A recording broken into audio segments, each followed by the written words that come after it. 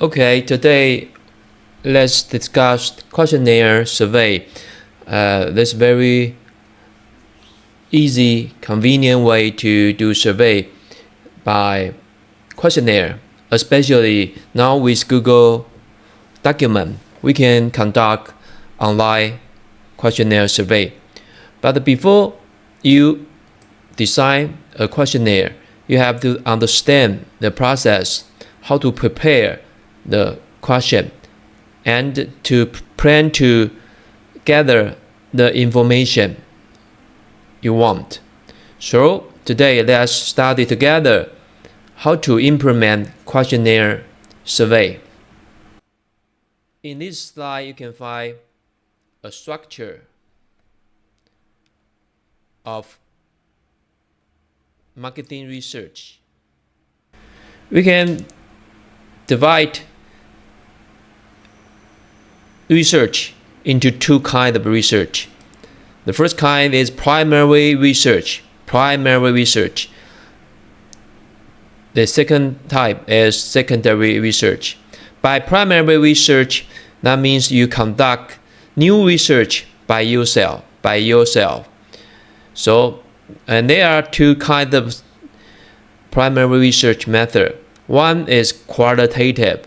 Qualitative means you try to answer why question. It's exploratory, open questions, creative, and on small scale. Sometimes we use focus group, or in-depth interview. Interview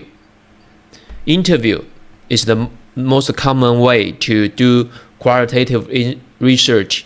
In qualitative research, that means we want to know more about the phenomena.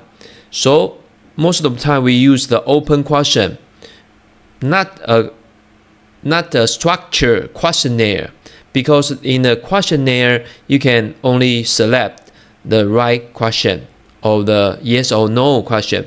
But by qualitative, we want to explore more about the thing, the product, the phenomena. So we would like to encourage the participant interview to tell more about the target, the objective question.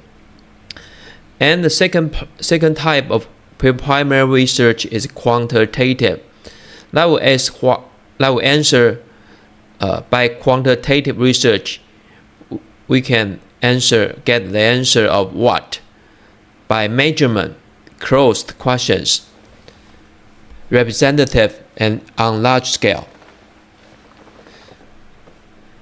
You can do a questionnaire and interview together in the street, at home, by telephone, or use online survey, web survey, or postal survey by email, by mail, by traditional mail.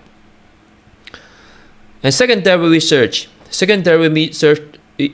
means you learn from other people's research. The research already conduct, they already have some information for you. So you just to Google it, you search, you read the report, or you read it from the book. Any type of research by other people, you just to do your homework, to read, to compare, to do the review. That's a secondary research. For example, nowadays, because Google is so powerful, right? You can search a lot of information. Sometimes the information, the reference is so good, is so informative. So just by Google, you can learn a lot of things. You can do a very good report just by secondary research, just by reading other people's research.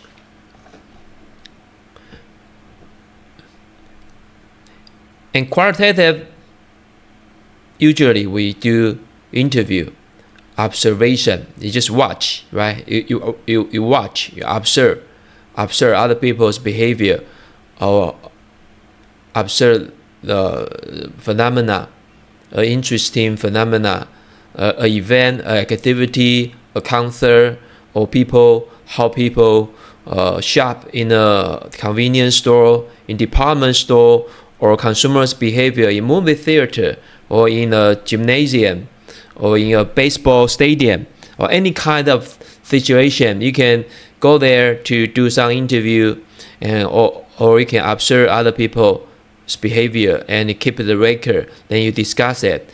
So that's a typical type of qualitative. You want to find the quality, the phenomena, the new behavior, the new thing. You want to get some insight, and you can identify new problem, new things, new insight. So after qualitative research, you can have enough data or basic understanding.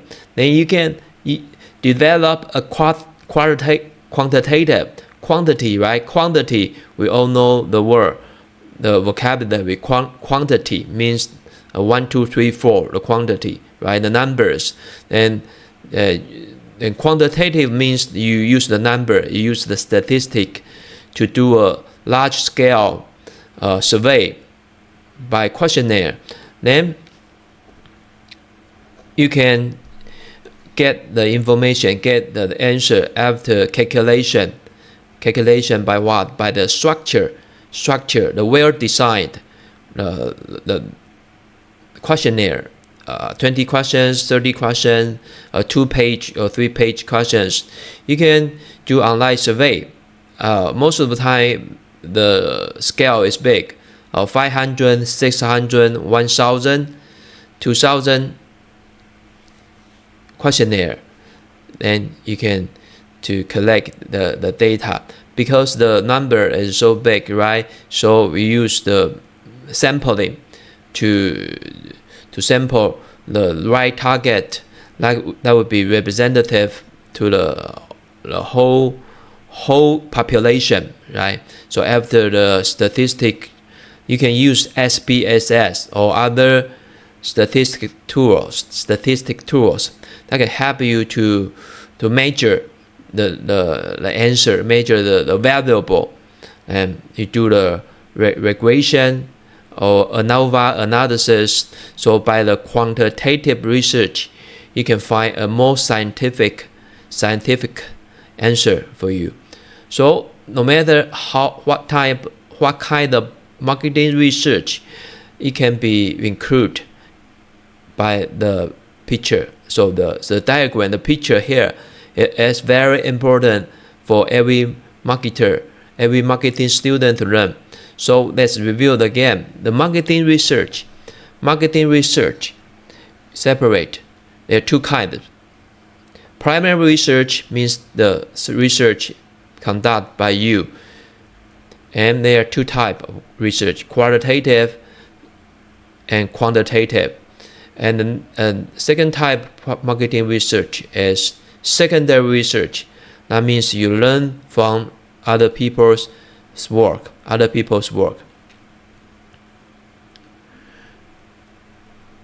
So this is the basic, the most basic one is to scout, to search through Google and various media report here.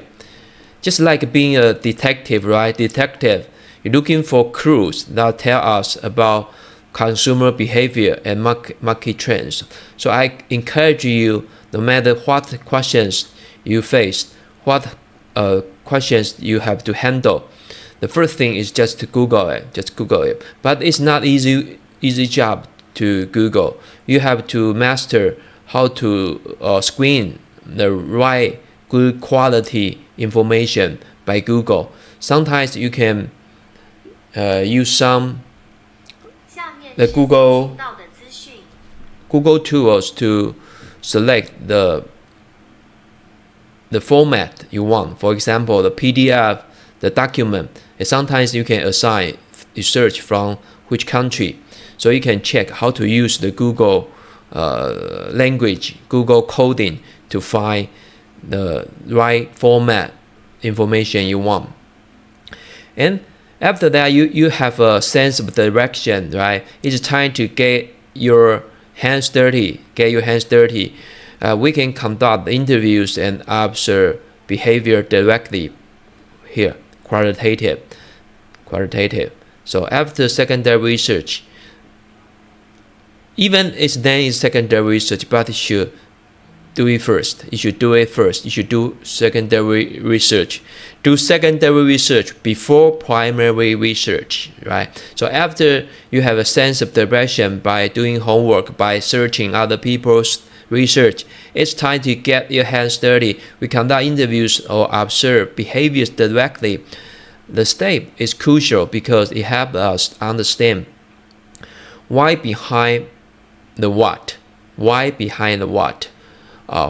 eat ice cream in a very cold winter, right? Why people go to gymnasium, right? Nowadays, people to exercise. Why people watch the horrible movie, right? And so there are so many why behind all the behavior. By qualitative research, that can reveal deeper consumer insight and potential problem.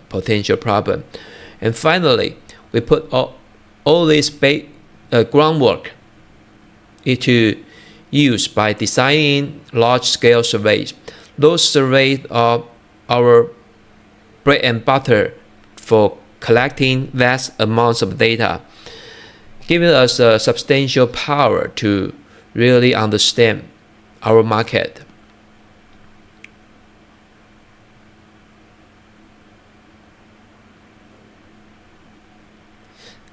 And next slide, let's break down the research process into 3 key stages.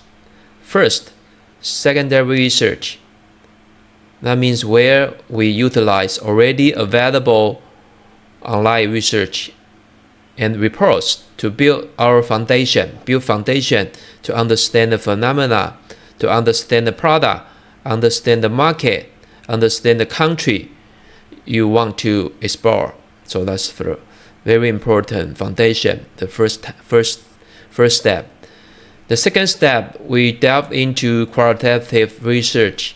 This means conducting focus group or in-depth interviews to get the novice view of our customer's mind, to know what your customer are thinking, what's in their mind. And the last step, the last piece of the puzzle, the quantitative research. This involves deploying surveys and questionnaire, which help quantify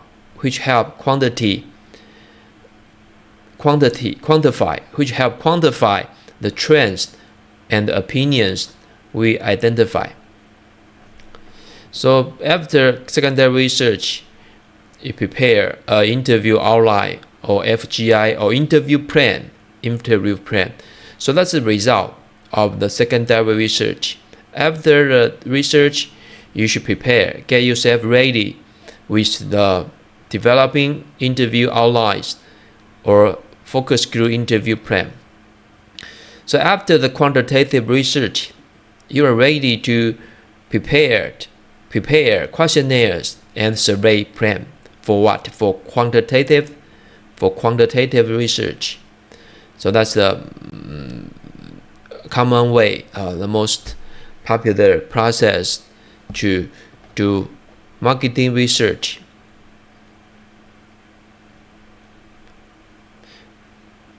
And today's topic is to design questionnaire, right? We are here in a ray circle, inside the ray circle. The quality of good questionnaire. Now, how to design a questionnaire? I believe all of you have some experience to answer questionnaire, right? So after maybe you walk on street, some people will ask you to help them to answer a questionnaire, or you can, or maybe you will receive a phone call. They will invite you to answer some question by the phone, or you may have experience to answer the questionnaire online by Google document, or by the student. They want to gather data for their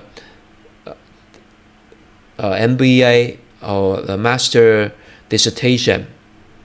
So you have an experience of a questionnaire, but how to design the questionnaire? Here, let's discuss together. So to prepare a good questionnaire is an art. It's not only scientist. It's also an art. It starts with ensuring that every question serves the purpose and directly aligns with our research objective. So the objective is always most important component of questionnaire.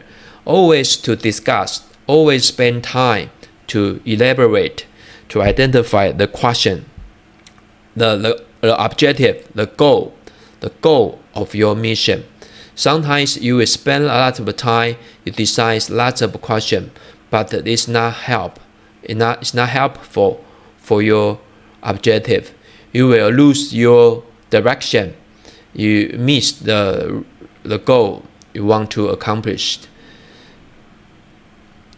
So it might seem straightforward, but missing the point can lead to incomplete data and missed insight. Very important. So always to ask yourself, what's the objective? And by the question, can I achieve our objective? Can I solve the question? Can I answer the question, the research question I set up? So by asking yourself after you design every question, that can help you to make sure you are in the right direction toward your goal. And our goal is to minimize the inherent limitation of the survey. You should remember that no survey is perfect. They all leave some questions unanswered, but a well-designed one sharpens our focus and reduces noise. Alright, to sum up, the quality of good questionnaire. A well-designed questionnaire should meet the research objective. This may seem obvious, but many research surveys omit important aspects due to inadequate preparatory work and do not adequately probe particular issue due to poor understanding. Sometimes you cannot ask the question too directly because the language is not easy to understand by the participants. So you have to transfer into a common language, the easy understand, the language we use every day to ask the participants. You should not use the professional terminology. For example, maybe you decide question for Tesla, right? You should not ask what is the marketing position of Tesla, do you think? In your opinion, what's the marketing position? Because marketing position is a special professional terminology for marketing. You should not ask marketing position to participant. You should change the question. Do you think in your mind what's the strength, or do you like Tesla compared to traditional car? What's your opinion? What's your view about what's your thought about Tesla? Do you like the brand or not like the brand? Why? So you should explore, you should analyze their answer, then to identify the marketing position in their mind. Not just ask directly.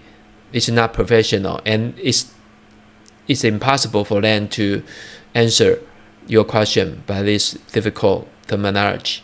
So I just to remind you, and to a certain degree, some of this is inevitable. Poor understanding, because every survey is bound to leave some questions unanswered and provide a need for further research. So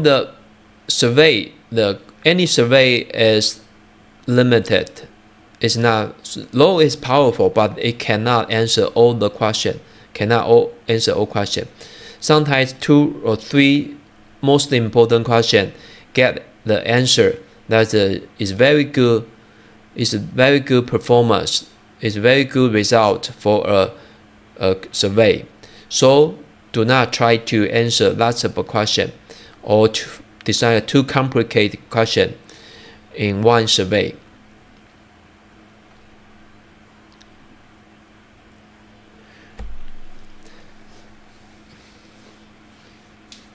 I continue to discuss the good quality of a good questionnaire. Keeping respondents engaged is key. A well-organized questionnaire should be clear and concise, not only maintains interest but also encourages honest and thoughtful response.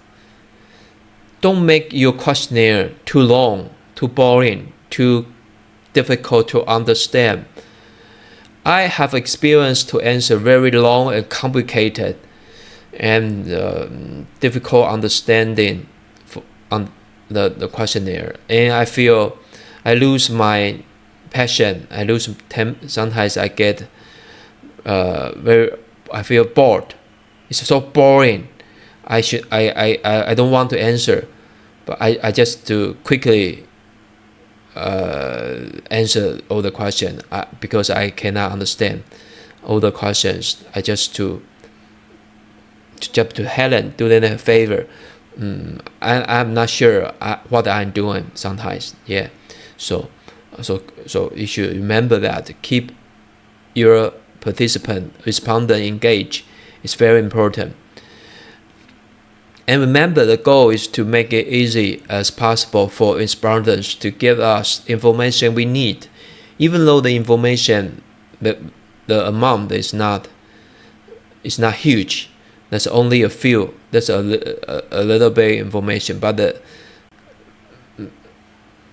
it's not satisfied. But I think the correct, accurate answer is helpful. It's helpful for your questionnaire. So for us, that can help us to analyze the data effectively. If you make your participant boring or too difficult to understand, you will get that we also call it trash, right? Garbage in, garbage out. You got lots of useless data. Even you carefully analyze it, you still get garbage because their answer is useless, have no information, not good quality, right? So you spend so many effort to decide the questionnaire. Maybe you spend money to reward the respondents, but because the questionnaire is not well structured, not easy understood, so that will cause the big problem. You may end up with 500, 600 useless data questionnaire. So to avoid that kind of disaster, right? That's disaster. Some students have the problem, and before the final proposal time or final defendant time for his or her master degree dissertation, right? So that's a disaster. You have to start over again to decide questionnaire, and in a hurry. That's very emergency situation. You have to do it again to gather your data. So why not to in the beginning, in the first place, you will decide. So before you do a large scale questionnaire survey, you better ask about 3 students or 3 professors to answer your question. Try to test, right? To peer study, to help you to correct some wording, some sentence, or the structure of your questionnaire before you formally to implement the large-scale survey. A well-designed questionnaire should make it easy for respondent to give necessary information and for the interviewer to recall the answer, and it should be arranged so that sound analysis and interpretation are possible. So interpretation is the final step. That's the most important step, right? So interpretation. If you get garbage data, the interpretation will fail. Definitely will fail. So in that situation, you cannot finish your survey. And keep interview brief and to the point, to be so arranged that respondent remain interested throughout the interview. Let's delve into the 9 steps to develop a questionnaire, or we can call it a SOP. Standing operation system procedure, right? Standing operation, I think SOP stands for Standard Operation Procedure. Yes. Okay, the 9th step. Developing a questionnaire is a step-by-step process. Start by clarifying exactly what information you need to achieve your research objective. Then identify your target audience who will provide the most relevant and insightful data.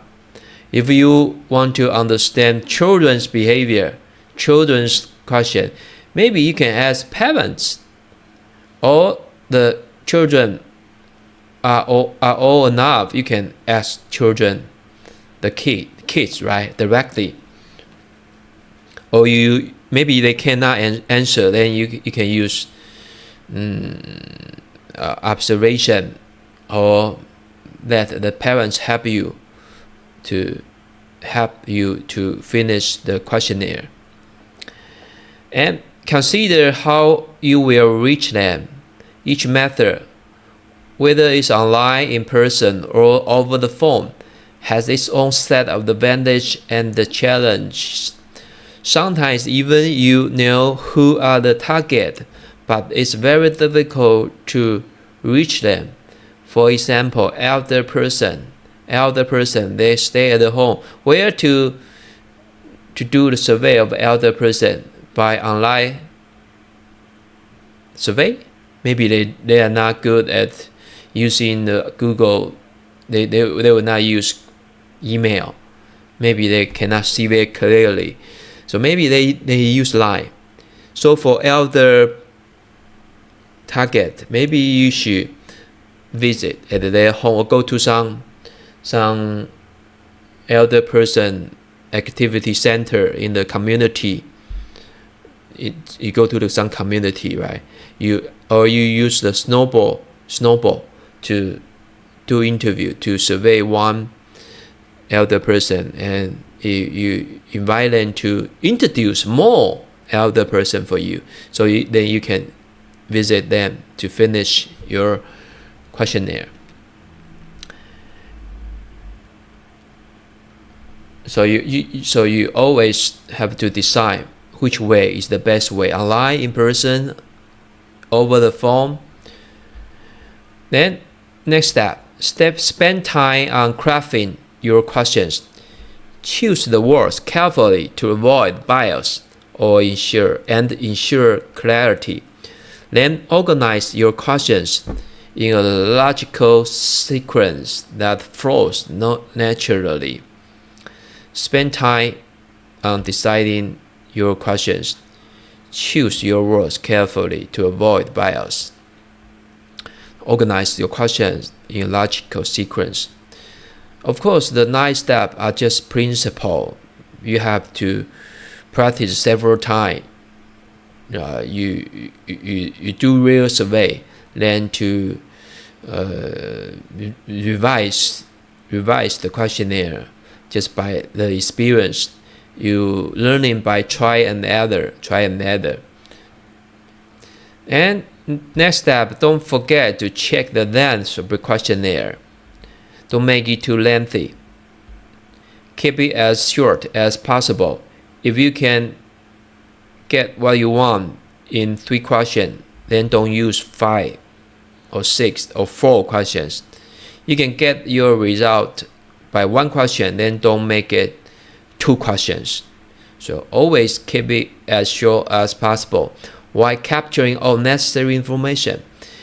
And always pre-test to catch any issues before it goes live, before formal implementation. So let's go through the 9 steps again. First step, decide the information required. That's the goal. Set the goal. 2.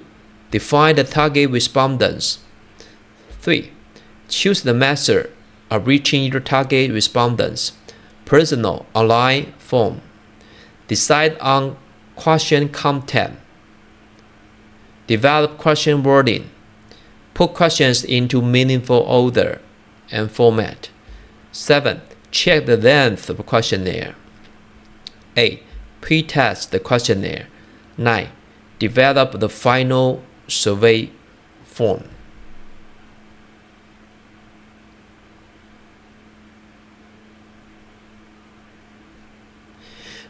Next part is the levels of measurement. This part is very important and a little bit complicated. Nominal scale. There are 4 types.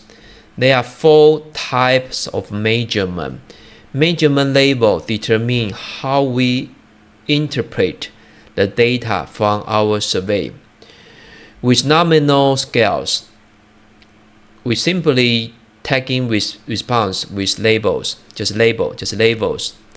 It's basic but useful for categorization. Just for categorization, you cannot use mathematics to do the statistic. Do not, because it's just the categorization. Just like black, white, yellow, red, it's just the categorize for you to distinguish different type, different category of objective of things. So that's the first step. That's the first type of scale. Nominal scale. It's a system of classification. It does not place the entity along a container. It involves a simply count of the frequency of the cases assigned to the various categories, and if desired numbers can be nominal assigned to level each category, as in the example below. Which of the following food items do you tend to buy at least once per month? They are all food, right? Okra, peppers, plums, palm oil, milk, rice, pasteurized milk, right? They are all nominal scale. Nominal scale is just the categorization. And next, a better level, the higher level than nominal is ordinal levels. Ordinal scales take a step. What's the scale? Scale means the way you ask question. Another way to ask questions is by ordinal scales, by ordinal question. Take it a step further by letting us see the order of preference. Very handy when we want to rank products or features according to customer preference. Ordinal scales involve the ranking of individuals, attitudes of items along the continuum of the characteristic being scaled. For example, if a researcher asks the farmers to rank 5 brands of pesticide in order of preference, he or she may obtain response like those in the table. There are 5 brands, right? Which one is the favorite one? Who is the rank 2? Who is in the 3rd place? Which one in the 4th place? So that's ordinal. We know the sequential, right? So let's go back to nominal scale. For example, if you eat, you will buy the 6th type of food, right? Then we can change nominal scale to ordinal scales by change our question to, if there are 6 type of foods, which one is your favorite? Now which one is the 2nd favorite? Which one is 3rd favorite? So you just change your questions, then you can have more information to rank, right? To have a ranking.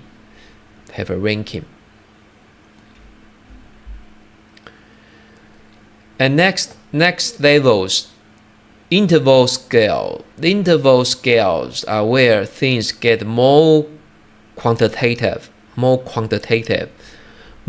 number friendly, right? You can use number to use mathematics.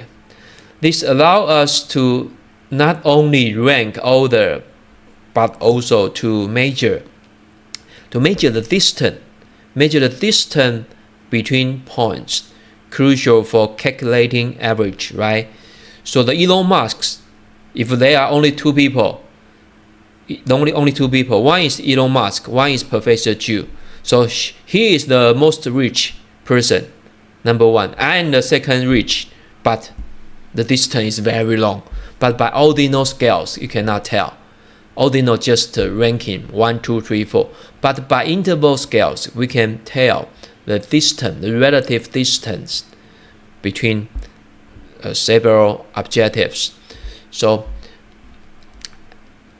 by interval scale or by interval questions, it's only with the interval scaled data that researchers can justify the use of the arithmetic mean,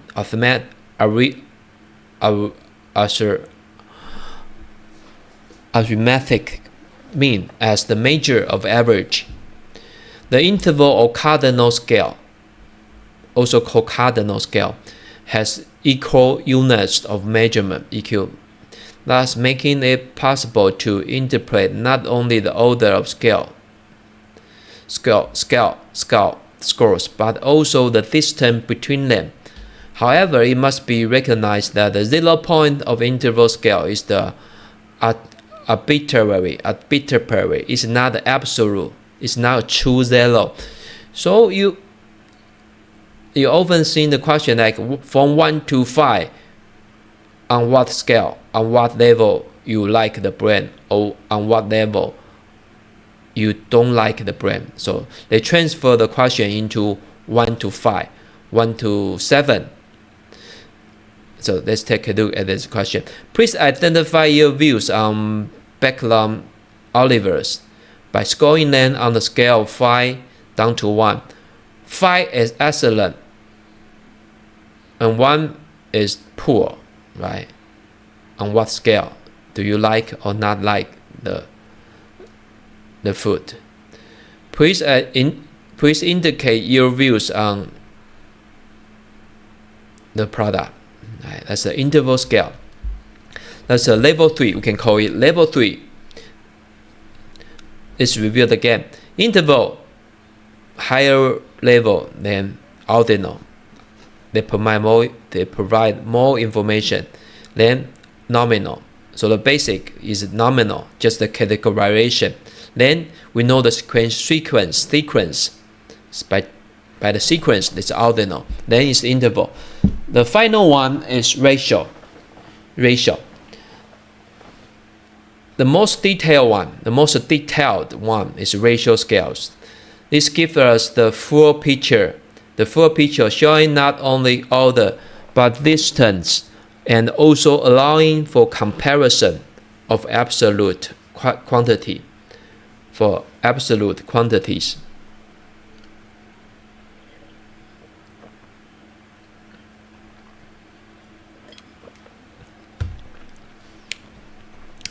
This highest level of measurement is the ratio scale. This has the properties of an interval scale together with the mixed origin or 0 point. Examples of variables which are ratio scaled includes weights, right? Weights.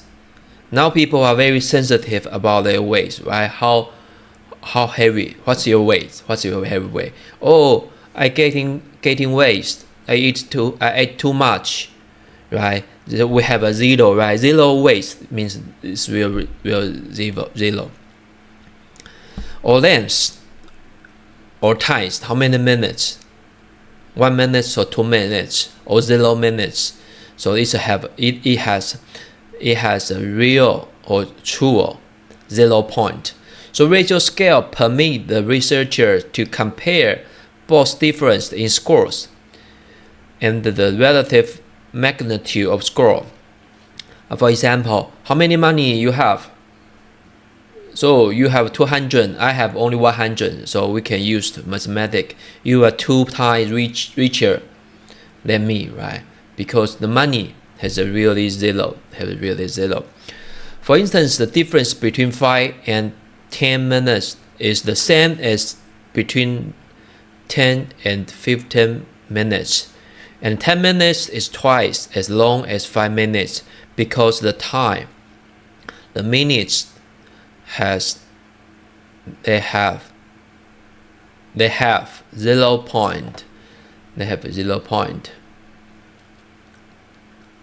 So now we have 4 types of scale or 4 types of questions you can design. Now with the tools, with the 4 types of scales, let's go to design the question. Now we use example. This example is a 5-star hotel. Some anonymous 5-star hotel. The hotel want to know, the boss of the hotel want to know the customers comment online about their quality, their service quality, the performance of the staff, or their satisfaction, not satisfaction, the reasons, and that information will help the 5-star hotel, to manage, to do promotion, to change, to increase, to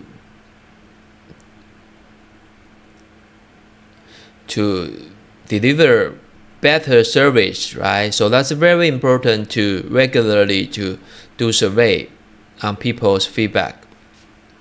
Now we have the goal. Let's apply knowledge on this practical example. They decide to survey guests who typically spend a lot of time in their hotel. The questionnaire will start with the basic demographic questions and then delve into more specific inquiries about their experience and preference.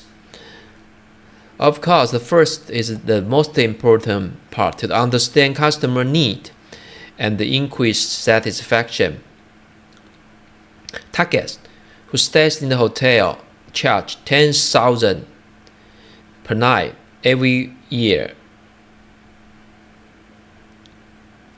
We stay at the hotel per night. It's per night. It's a mistake. Whoever spend over 1 night, I think the 1 night is 10,000 NT per night. So it's a 5-star hotel, right? We use Google, the platform, questionnaire quantity and time to answer. The goal is to distribute, to gather data by Google. The time length to answer is 30 minutes. 30 quantity. This is very small amount, small scale. only 30. I think maybe it's just a pilot study. Right? So questionnaire need 3 minutes to answer. The time is 2022, November 1 to November 15. Then the question, we start from the basic question, the basic demographic, the age, gender, income. Are you parents? The frequency to stay in our hotel. Profession. Are you decision maker? When you stay in the hotel, in your family, who make the decision? When is last time to use our hotel? And why stay in our hotel? How to choose? Ever stay in our hotel? So if they never stay, that's a different story, right? So this one is very important question to check advanced. If they are no user and they have no experience, or they ever stay 1 or 2 nights, or a heavy user, they are loyal customer, they spend lots of time in our hotel. So by the usage, by their gender, age, you can use this information to do the cross analysis. We can separate into how about the female customer's opinion and male customer opinion about our hotel. If they have a significant different answers, so we can design different program for them. And in addition to standard questions, the hotel might want to explore how customers find and choose their hotel. Do they rely on online reviews, personal recommendation, or brand reputation? So core questions. Do you like our hotel? Would you recommend to others? On 1 to 5 scale. So let's practice. We use the interval, right? Please list the top 3 hotel or top 3 service in our hotel. Or on 1 to 5, on what point will you recommend our hotel to your friend, right? So you can ask the same question with different format, with different interval. Or why not? Or on what scale you like our hotel? Regarding this point, which one satisfy you most? On 1 to 5, from not satisfied to very satisfied. Our price, our cleanliness, our service quality, our food, our space. So you can use the different intervals on the different important factors of a hotel. If you don't know what factor are most important factor, you can just do an interview or survey other people's report to find out what's the important factor of the hotel. And maybe you can use the map, right? X and Y.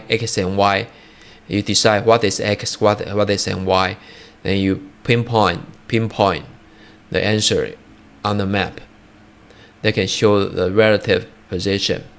And to ensure they getting genuine response, they might even include method to verify the answer, so as consistently checks across different parts of the survey. That means like detective test. Because some people just answer the question randomly. They didn't pay attention to the question. They just to finish it. That will ruin your old survey. So you better design. You put in 1 or 2 lie detector tests. That question with a correct answer. For example, what's the questionnaire about? 1, hotel. 2, movie. 3, hotel, airline. So obviously, 1 is the correct answer. Then the participant, the questionnaire answer 2 or 3 is unqualified. is not valid. It's not valid. So that can help you to detect who really answer the question honestly and carefully. And you can also ask some extra questions. How to do research. You read Google feedbacks, trust online comments, attitude to other hotel. And in addition to our hotel, and which hotel will you stay? Hilton, Westin, Marriott, or other hotel, right? You can do the competitor analysis. But remember, don't make your questionnaire too long. Don't make your questionnaire too long. If you still have some space, it's not very. If your questionnaire is not very long, you can add some question you have interest to know. So that's all our courses about design a questionnaire. Now you can prepare your questionnaire according to the SOP, the principle, to survey the brand of your final project. After you practice, they can really learn the skill of designing questionnaire.